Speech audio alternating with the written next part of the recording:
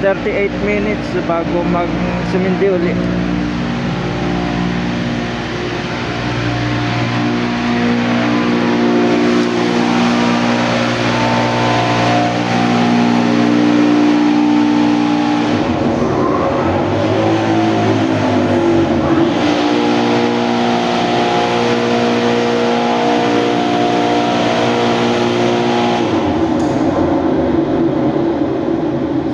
PSI. Ito yung ginawang mga pumps, booster pump na fire pump. Just ni-calibrate ko na 70 PSI para hindi sumabot tong pressure tank. Limited lang ito kasi sa pressure.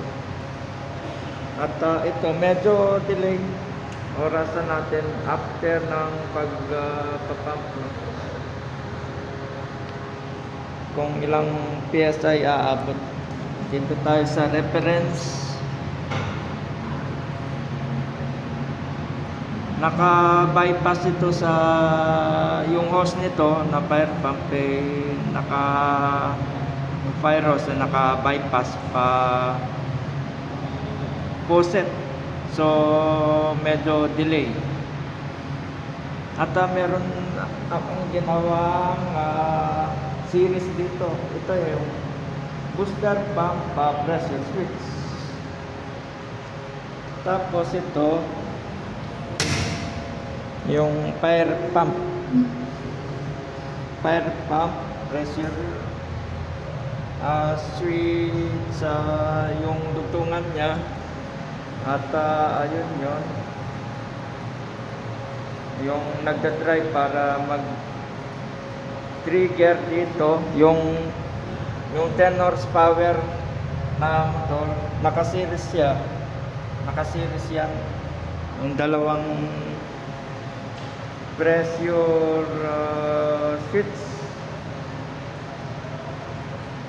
switch ng fire tank at 10 horsepower at pressure switch ng booster pump.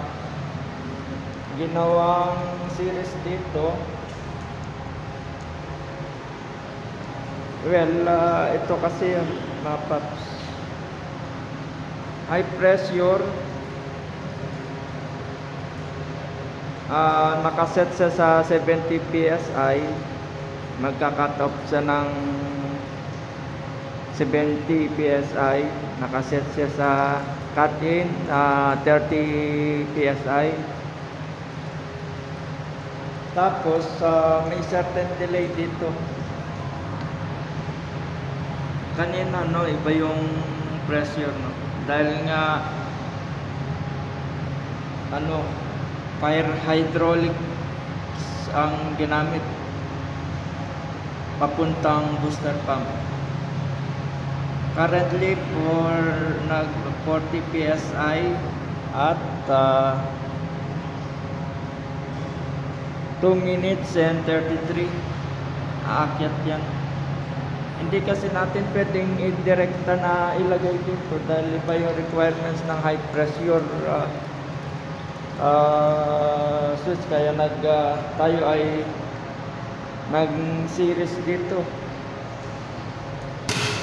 Ito yung control ng booster.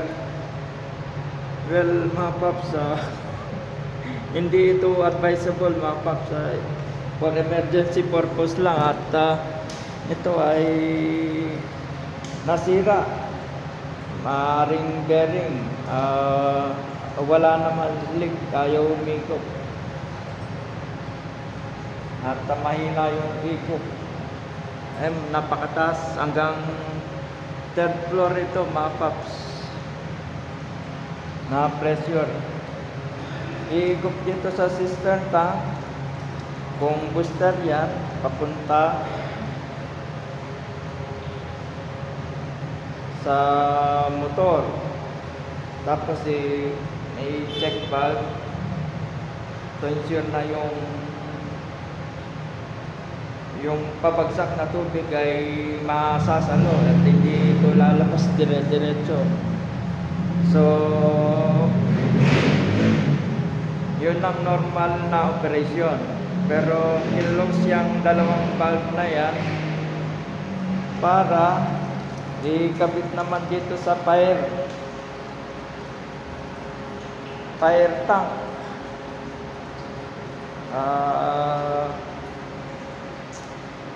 Na reserve papunta dito. Malaki 10 horsepower ito, mga paps. Malaking motor.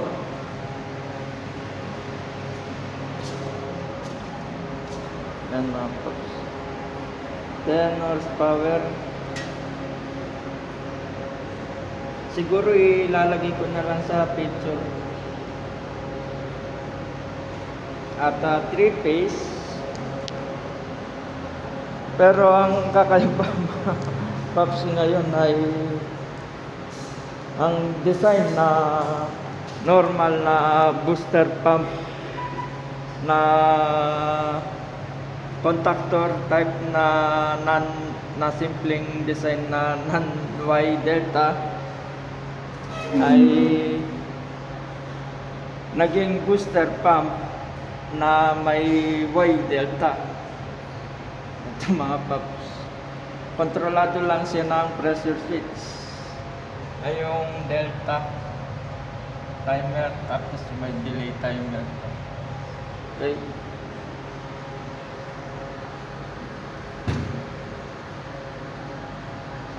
hopefully, mga paps, for more contents like this ay para makapag-upload pa tayo ay please like and subscribe to our channel, and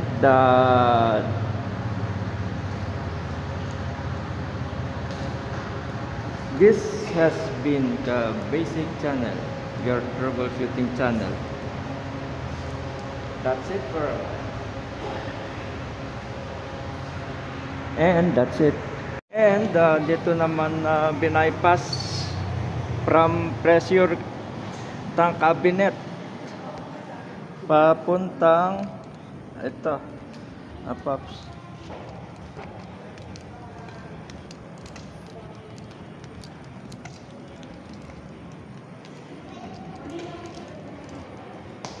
papunta ito ng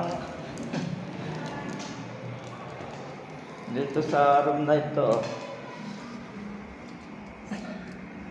Ito ni DIY, ano lang yan, fire hose na naka epoxy. Bumili nitong dugtungan na ito, kinalas yung dito para maging supply na alternative, secondary para sa fire tank ito, fire hydraulics para sa na maging booster pump pansamantala. Okay, this has been Kabisik Channel, your troubleshooting channel, and that's it for a while.